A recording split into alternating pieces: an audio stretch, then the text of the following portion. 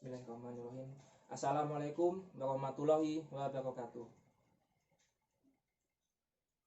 Di sini saya akan mencoba mempresentasikan ayat tentang metode pendidikan yang berdasar pada penjelasan Quran surat An-Nahl ayat 125 yang bunyinya a'udzubillahi minasyaitonirrajim ud'u ila sabili rabbika bil hikmati wal mau'izatil hasanah wajadilhum billati hiya ahsan inna rabbaka huwa a'lamu biman dola an sabili wa huwa a'lamu bil muhtadin. Artinya serulah manusia kepada jalan Tuhanmu dengan hikmah dan pelajaran yang baik, dan bantalah mereka dengan cara yang baik.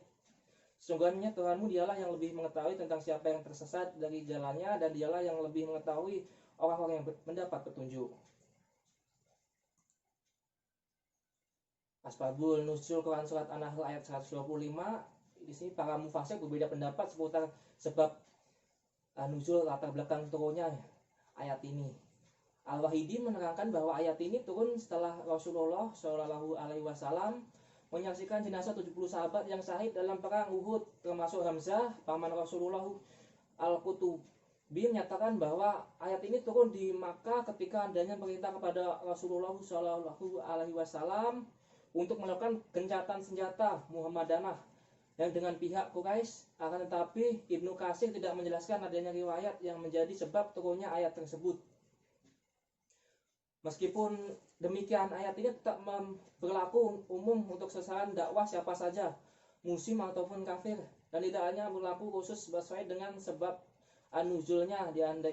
Andai kata ada sebab nuzulnya, sebab ungkapan yang ada memberikan pengertian umum. Ini berdasarkan kaidah usul.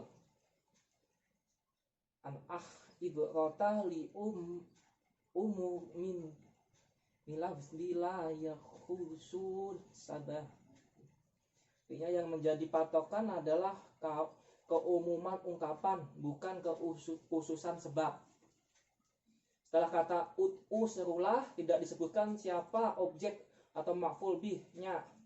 Ini adalah uslub atau gaya pengungkapan bahasa Arab yang memberikan pengertian umum atau li'at tamim. Dari segi siapa yang berdakwah, ayat ini juga berlaku umum, meski ayat ini adalah perintah Allah kepada Rasulullah. Perintah ini juga berlaku untuk umat Islam, sebagaimana kaidah dalam usul fikih. Perintah Allah kepada Rasulullah, perintah ini yang berlaku untuk umat Islam selama tidak ada dalil yang mengkhususkannya. Jadi seperti itu ya untuk asbabul nuzulnya. Terus untuk pendapat para tafsir, ini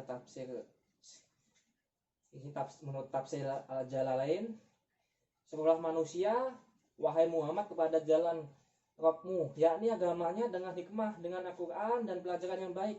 Pelajaran yang baik atau nasihat yang lembut, dan bantahlah mereka dengan cara bantahan yang baik, seperti menyuruh mereka untuk menyembah Allah dengan menampilkan kepada mereka tanda-tanda kebesarannya atau dengan hujah-hujah yang jelas.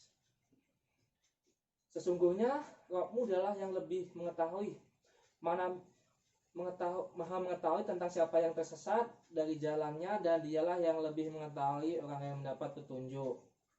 Maka dia membalas mereka. Ayat ini diturunkan sebelum diperintahkan untuk memerangi orang-orang kafir, dan diturunkan ketika Hamzah gugur dalam keadaan tercincang ketika Nabi Shallallahu Alaihi Wasallam melihat keadaan jenazahnya. Lalu beliau Shallallahu Alaihi Wasallam bersumpah melalui sabdanya, sungguh aku akan membalas 70 orang dari mereka sebagai penggantimu.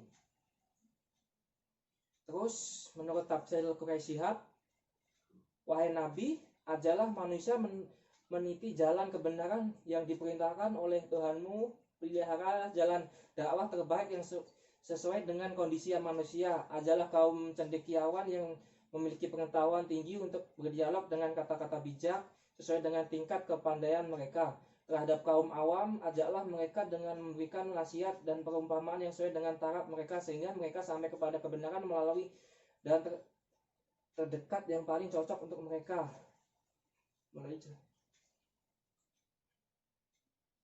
Debalah Alkitab yang menganut agama-agama terdahulu dengan logika dan retorika yang halus.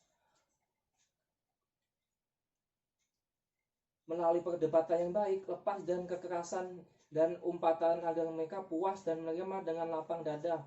Itulah metode berdakwah yang benar kepada agama Allah Subhanahu wa taala sesuai dengan kecenderungan setiap manusia. Tepulah cara itu dalam menghadapi mereka. Sesudah itu serahkan urusan mereka pada Allah yang Maha mengetahui siapa yang larut dalam kesesatan dan menjauhkan diri dari jalan keselamatan, dan siapa sehat jiwanya lalu mendapat petunjuk dan beriman kepada apa yang kamu bawa.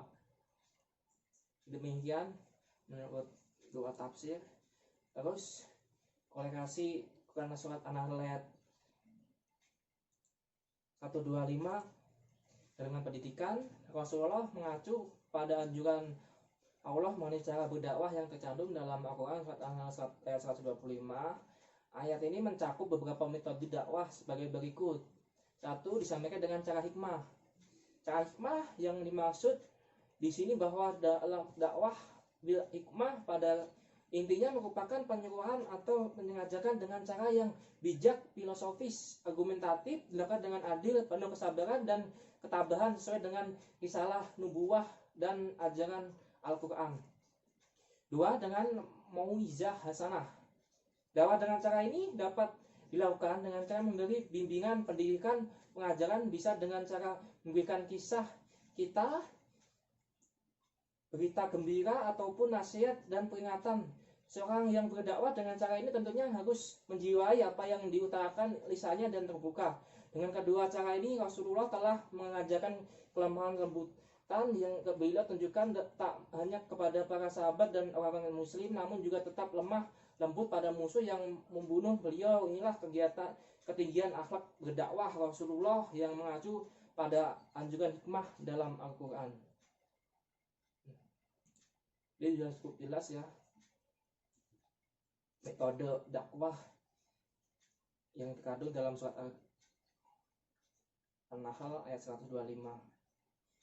Di sini Allah menjelaskan bahwa dalam berdakwah atau mendidik kita harus bisa mengajarkan dengan cara hikmah, pelajaran yang baik, dan dikasih dengan bantahlah dengan cara yang baik pula. Jadi tidak bisa dengan cara yang kasar atau arogan seperti itu. Mungkin hanya itu presentasi tentang metode pendidikan. Kurang lebihnya saya mohon maaf. Assalamualaikum warahmatullahi wabarakatuh.